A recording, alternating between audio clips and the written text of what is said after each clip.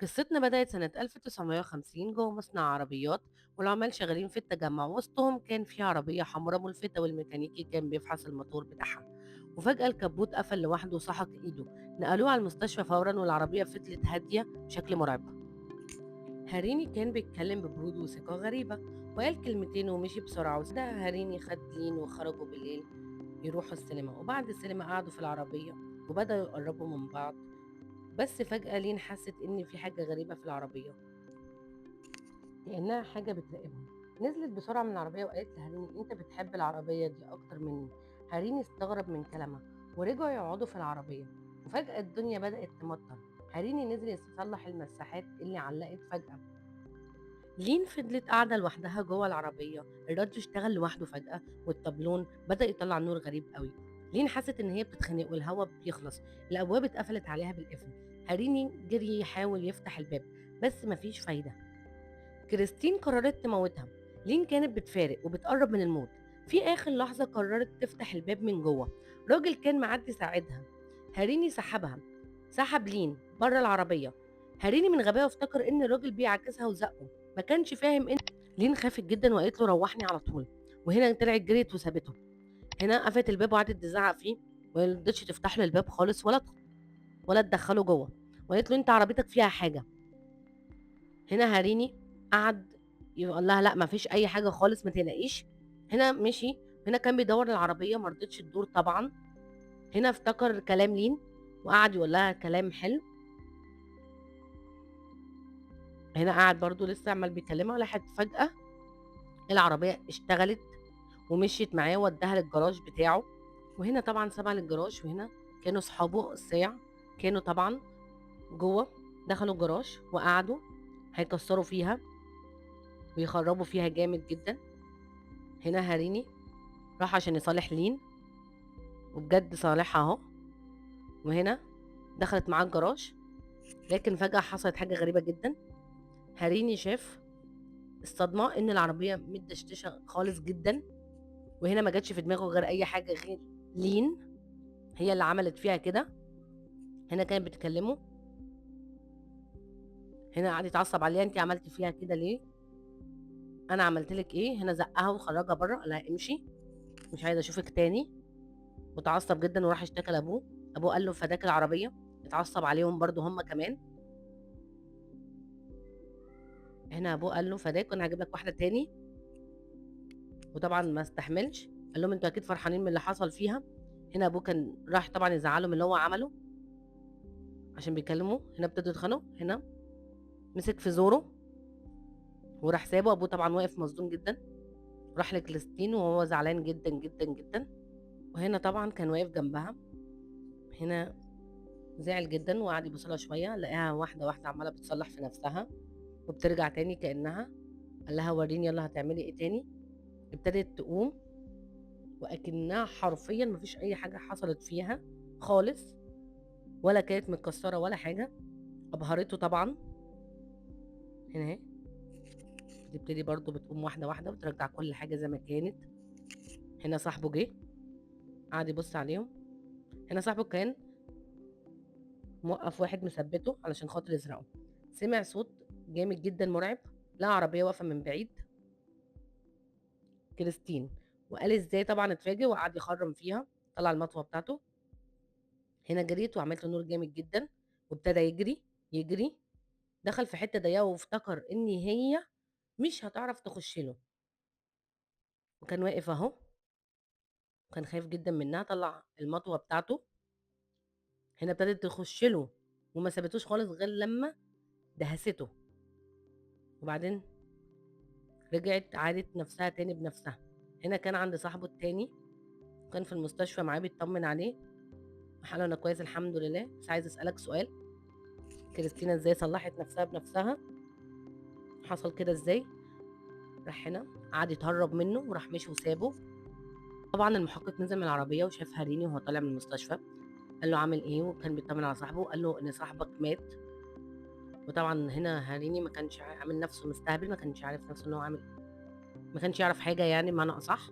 وبعدين قعد يساله ايه اللي جرى ومش ايه اللي جرى. وبعدين هنا كان المحقق بيقول له: بس لين حبيبتك ليها رأي تاني خالص. وشايفه ان العربيه، وحكت لنا القصه كلها عن العربيه بتاعتك وان هي اتصلحت لوحدها. هنا طبعا قعد يضحك وقال له طبعا هي كذابه، وراح خد العربيه ومشي وكأن ما عملش أي حاجه. هنا راح يكلم لين واتعصب عليها وقال لها حكيتي ليه، وهنا قفل في وشه وقعد يتعصب تاني. هنا كان في السوبر ماركت صاحبه، هنا اهو صحابه الاتنين كانوا راكبين العربيه وكانوا ماشيين خارجين، لقوا عربيه بترخم عليهم من ورا، بس كانت مشغله النور بتاعها عالي جدا، ما كانوش شايفين مين اللي وراهم. هنا قالوا انا هنزل، راح قالوا لا ما تنزلش. هنا ابتدوا يرجعوا لورا والعربيه ترجع معاهم، هما يرجعوا والعربيه ترجع معاهم برضو. مهم. هنا هيبتدوا طبعا ينزلوا من العربيه،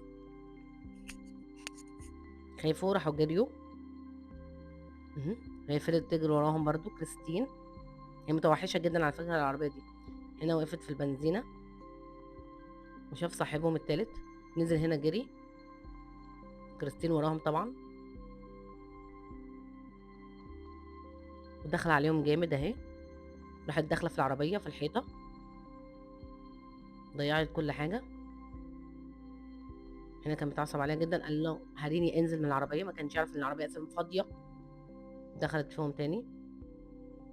مهم. صاحبه طبعا كان في العربيه ودهسته هو كمان، خدتهم الاتنين مع بعض. طبعا البنزين سرب، وولعت العربيه وولعت البنزينه كلها. هنا هيبتدوا يجروا اهو، بيجري وافتكر ان هو كده اتخلص منها. طلعت وراه طبعا كريستين وهي متفحمه وولعه اهي. وهنا طبعا العربيه ابتدت تجري وراه برضو، هو عمال يجري والعربيه طبعا وراه، مكانش متخيل اللي هيحصل له في الاخر. هنا وقع اهي ودهسته موتته. هنا راح، هنا كنا في الجراج، الراجل ده صاحب الجراج اهو، دخلت عليه كريستينا وهي متفحمه خالص، استغرب جدا، اتفاجئ.